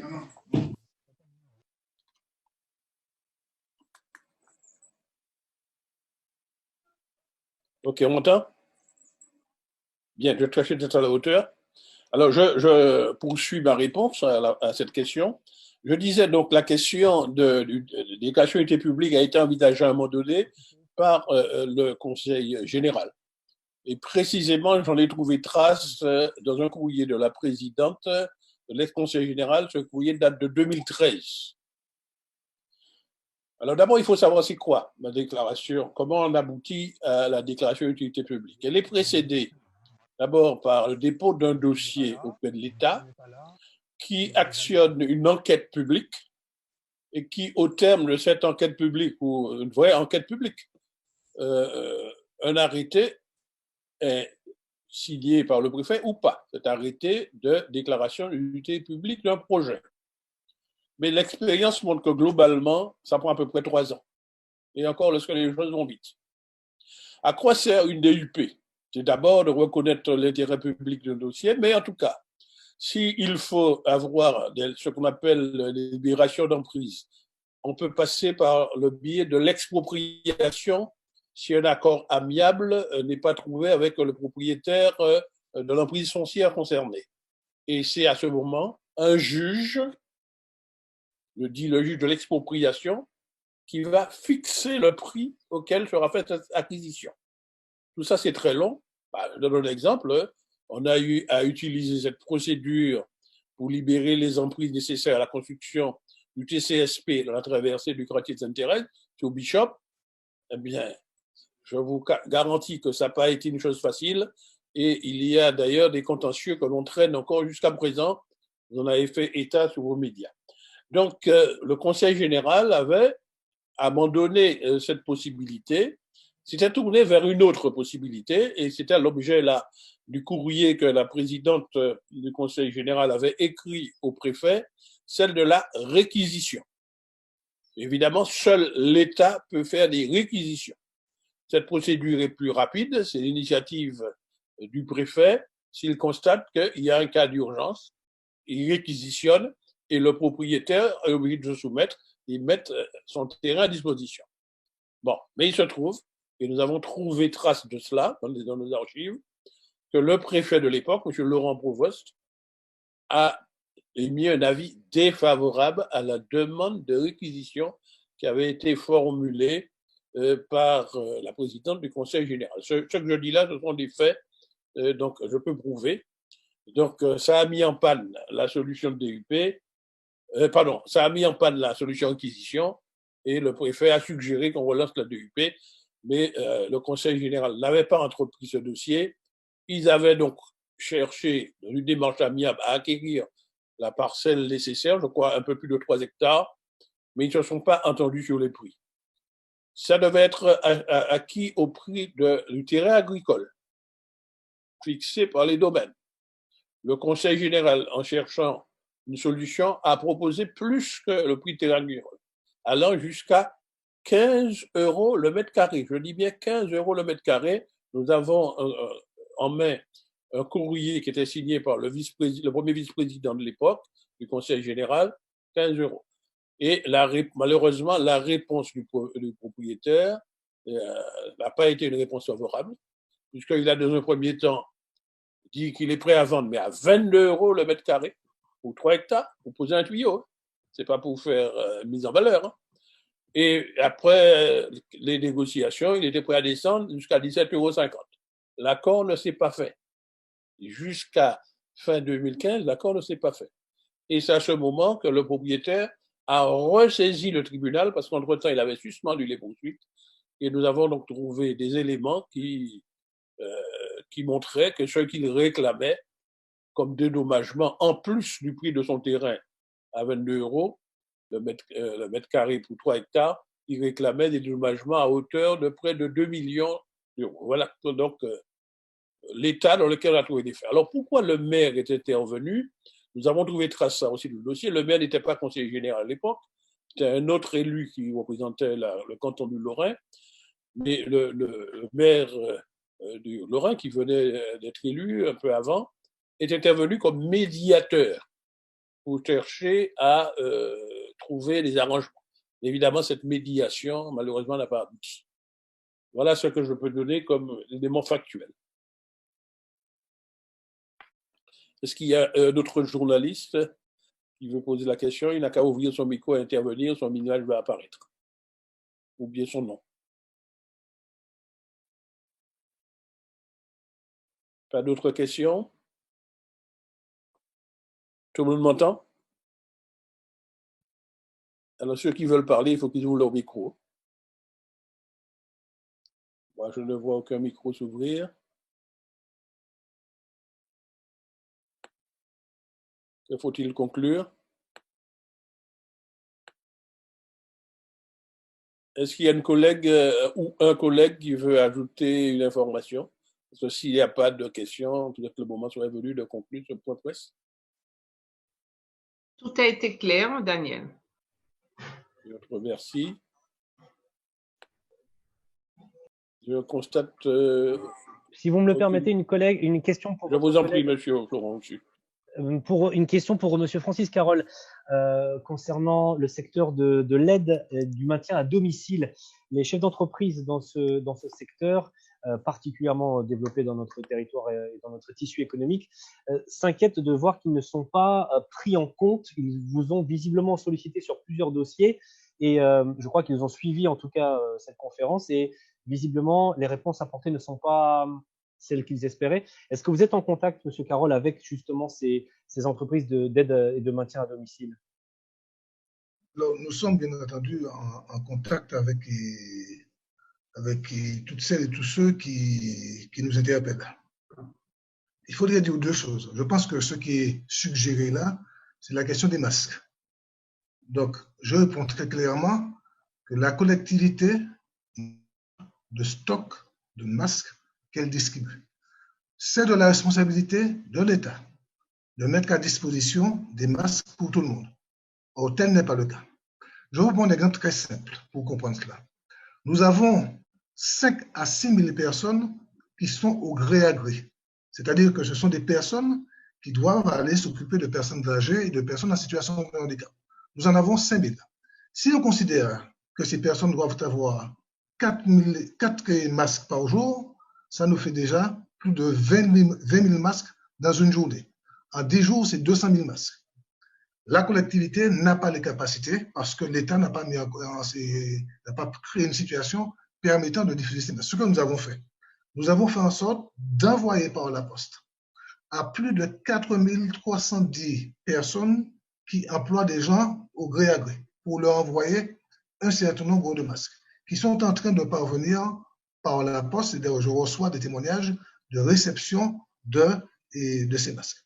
Ça, c'est une première chose. Donc, nous faisons ce que nous pouvons dans une situation de pénurie dont nous ne sommes pas responsables. Et nous essayons d'aider au mieux. La deuxième chose, ce sont ce qu'on appelle les services d'aide et d'accompagnement à domicile.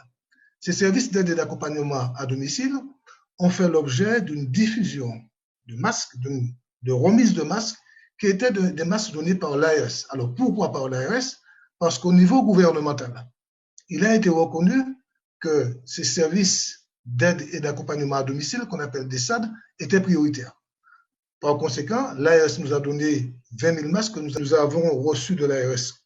D'autres masques que nous allons distribuer dans les jours qui viennent, peut-être dès cette semaine. Donc, c'est extrêmement clair, de même que nous avons distribué du gel et hydroalcoolique pour ces institutions. Donc, lorsque l'on prend contact avec nous, alors évidemment, on ne peut pas nous imposer des choses parce qu'il y a la tentation chez certains groupements d'imposer à la collectivité ce qu'elle doit faire. Nous n'agissons pas ainsi et nous ne suivons pas non plus certains conseils qui consistent à nous dire de nous occuper principalement des associations, des services d'aide à domicile et d'accompagnement à domicile.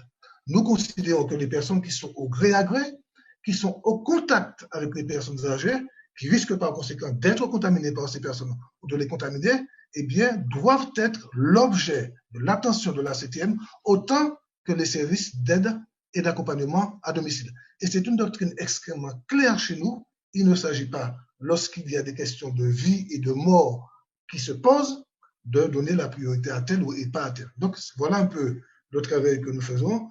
Et je réponds régulièrement à des personnes qui nous appellent par voie téléphonique, soit des personnes, soit des associations. Donc, nos services sont au courant. Alors, évidemment, et nous avons à traiter un ensemble de questions dans le cadre d'une pénurie et dont nous sommes nous-mêmes victimes, à la collectivité. Et parce que autour de ces questions, ce qui se pose, c'est la question des masques, mais la collectivité essaie de faire tout ce qu'elle peut et au-delà. Nous sommes même aujourd'hui à tenter de trouver des masques pour le personnel d'Odyssée, etc. On nous demande tout alors que nous n'avons rien et que nous sommes en train de faire des miracles, mais nous sommes dans un contexte de pénurie dont la responsabilité ne nous incombe pas. Je crois qu'il faut le dire, nous sommes ouverts. J'ai demandé au service de la collectivité, au service du secteur social, d'être en lien permanent avec l'ensemble des acteurs. Par exemple, pour vous dire très précisément, ce week-end, compte tenu des problèmes d'eau, nous avons pris contact avec tous les établissements qui reçoivent des enfants, tous les établissements qui reçoivent des personnes âgées pour savoir quelle était la situation et ce que nous pouvions faire. Nous avons fort heureusement reçu des réponses où des dispositions avaient déjà été prises par ces établissements, soit seuls, soit en association avec certaines municipalités. Donc, en tout cas, il n'y a pas eu d'impact du problème d'eau sur ces établissements. Donc, voilà un peu ce que la collectivité fait, mais il ne faut pas non plus que certains pensent qu'ils peuvent dicter à la collectivité ce qui est meilleur. Et nous écoutons, nous entendons, nous tenons compte de tout ce qu'on dit, c'est notre rôle, mais en même temps, nous prenons des décisions politiques globales qui dépassent les intérêts de groupe. Je remercie le collègue Carole. Y a-t-il une autre question de journaliste? Juste intervenir, Monsieur le Président, Monsieur Maïssa, auprès des journalistes pour dire que, effectivement, excusez-moi, j'ai un peu de bruit parce que je suis avec une autre visioconférence, intervenir sur le fait qu'effectivement, comme l'a dit Francis Carole, nous devons vraiment, et nous sommes vraiment des acteurs, et on œuvre vraiment pour trouver des solutions en Martinique pour nous, Martiniquais, Martiniquaises. Et c'est important de le dire parce que je l'ai toujours dit, depuis que je suis en poste, donc ça fait 4 ans, j'ai connu 3 ou 4 préfets, 3 recteurs, et donc il appartient à nous, Martiniquais, Martiniquaises, de garder le cap, celui qu'on veut, pour le département, pour notre territoire. Et c'est la raison pour laquelle nous avons initié la réunion avec Mme Nella vendredi, pour justement prendre le pouls de tous les acteurs et actrices martiniquais et pour ensuite aller parler avec le recteur et les instances, parce que on se rend compte souvent qu'on nous met devant des faits accomplis et qu'on nous dit après de ramer derrière. Et aujourd'hui, le parti de la collectivité, c'est pas de ramer derrière, c'est d'être au contraire force de proposition et d'être à l'avant-garde pour pouvoir décider. Voilà ce que je tenais à dire. Très bien, collègue. Si tu permets, collègue et Marie-Sainte, si tu permets. Oui, merci. Non, et je veux appuyer ce que dit notre collègue Saïd Soutan. C'est très important. C'est très important. Je pense que ce que nous avons connu par le passé, c'est-à-dire un État qui décidait de tout, eh bien, cette époque est révolue. Ce n'est plus possible. Et c'est pourquoi nous avons élaboré nos différents plans, mais il faut aussi que dans le domaine sanitaire, même si le sanitaire est un domaine régalien de l'État, il nous faut être en capacité en tant que collectivité de dire ce qui est bien ou pas pour notre pays. Je crois que c'est très important. C'est la raison pour laquelle le président Marie-Jeanne avait demandé qu'il y ait un véritable dialogue stratégique avec l'État. Ce dialogue stratégique n'a pas été mis en place. Pas de notre fait, du fait des habitudes de l'État. Et c'est pourquoi nous devons dire très clairement, voilà comment nous analysons les choses, voilà ce qui est bon pour nous, voilà ce que nous voulons faire. Évidemment, nous n'écartons pas le dialogue avec l'État, avec l'ARS et d'autres. Mais je pense que véritablement, ce que les Martiniquaises et les Martiniquais attendent de la collectivité, c'est qu'elle prenne des mesures pour défendre les Martiniquaises, les Martiniquais et la Martinique.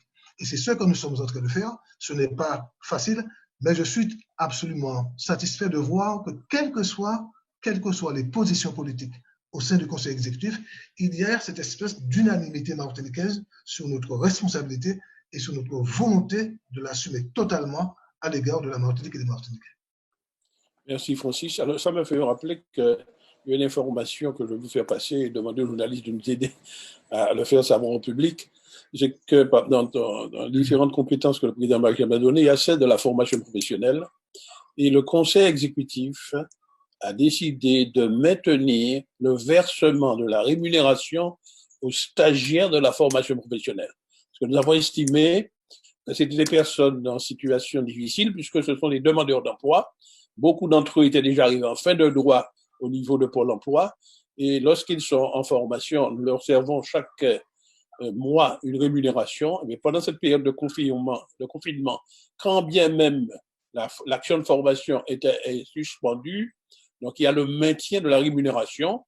Et comme c'est Pôle emploi qui le verse pour notre compte, je voulais vous informer que nous avons fait tenir un courrier à Pôle emploi pour leur demander de maintenir le versement de la rémunération de tous les stagiaires qui étaient en cours de formation.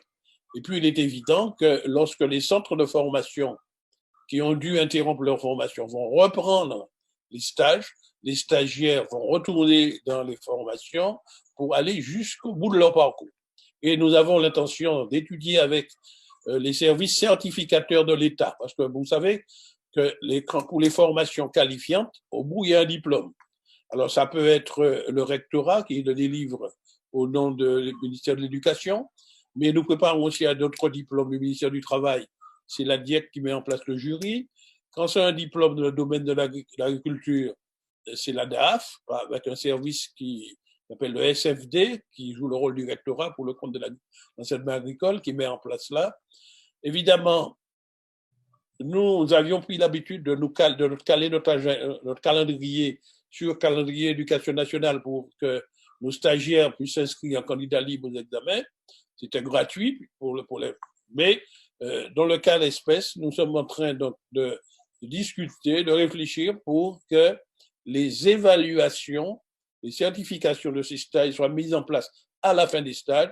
Et s'il le faut, que la CTM paye le jury mis en place pour que les personnes puissent bénéficier de vrais diplômes reconnus par l'État, quel que soit le ministère, en fin de leur formation. Donc, je voulais faire passer cette information pour rassurer les stagiaires qui n'auront pas perdu leur temps du fait qu'ils avaient pris l'initiative courageusement de reprendre une formation. Voilà. Alors, je pose la question à nouveau aux journalistes, savoir s'ils ont de nouvelles questions. Puis j'ajoute une dernière chose, Daniel. Oui, voilà. Donc, je veux saluer. Francis Carole. Hein? Voilà. Je veux saluer ici le travail des chercheurs martiniquais. Il y a plusieurs réunions qui ont été tenues avec des chercheurs martiniquais, notamment des gens qui travaillent dans tout ce qui est pharmacopée. Parce que lorsqu'on a une crise comme cela, toutes les intelligences doivent être mises en mouvement. Et il y a eu plusieurs réunions avec Emmanuel Nossin, Max Monan, Azaria et Rémillon, Stéphanie, etc. Et ces gens ont permis de mettre en place, de proposer deux livrets en matière de pharmacopée qui peuvent être diffusés, et par la CTM principalement. Et c'est une manière d'amener les Martiniquais à utiliser les remèdes gaziers, parce que nous avons valorisé cela dans la CTM, tous autant que nous sommes, nous avons valorisé cela. Et ils ont fait deux livrets très précis qui permettent de dire quels sont les remèdes gaziers que nous pouvons prendre, non pas en tant que médicament fondamental, mais comme manière de nous aider à faire face à cette crise. Et ce sont même des chercheurs qui sont prêts à aller beaucoup plus loin si nous mettons à leur disposition un certain nombre de moyens. Je veux souligner cet exemple, je veux la saluer, parce que cela montre bien que dans ces situations de crise, tous les Martiniquais, toutes les Martiniquaises, quelles que soient leurs compétences, peuvent faire quelque chose pour aider le pays. Et je pense que le fait que ces chercheurs se soient réunis et réfléchis, aient écrit et aient proposé quelque chose à la collectivité, à la CTM, je pense que ça montre en fait que notre peuple, même devant les difficultés, mais tout le monde peut se rassembler et apporter une contribution pour pouvoir surmonter les difficultés que nous rencontrons aujourd'hui, mais que demain aussi nous rencontrerons dans l'histoire de ce peuple et de ce pays. Merci. Ok, je remercie Francis Carole. Bon, en tout cas, je veux faire savoir à tout le monde que la plupart des journalistes se sont retirés de la vidéoconférence. Il ne reste plus que deux, M. Mathieu Rachid et M. Michel Nédan. puisque les autres connectés, ce sont nos collaborateurs du service de la communication. Alors, je Il y a regarde à M. nouveau s'il y a Cabrera. des Il y questions. a M. Cabrera. Non? Je ne sais pas si c'est monsieur ou madame, mais il me semble que c'est quelqu'un c'est un collaborateur de la CTM, me semble-t-il. Bien, monsieur Mathieu Rachel, vous avez Merci une à question? tous. Oui, non, j'ai pas de questions. Merci beaucoup pour ce point de presse. Je vous dis à la semaine prochaine. Je vous remercie. Mais donc, Merci, je crois au que revoir. peut-être le revoir. moment est venu pour prendre congé et de Merci, dire à tout le Daniel, monde merci bonne beaucoup. semaine. Et je crois que Bonne le journée. président, comme il s'est engagé à le faire, va donner rendez-vous mercredi prochain à 11h. Merci beaucoup. Merci, au OK. revoir. Au revoir. Bye. Bon après-midi.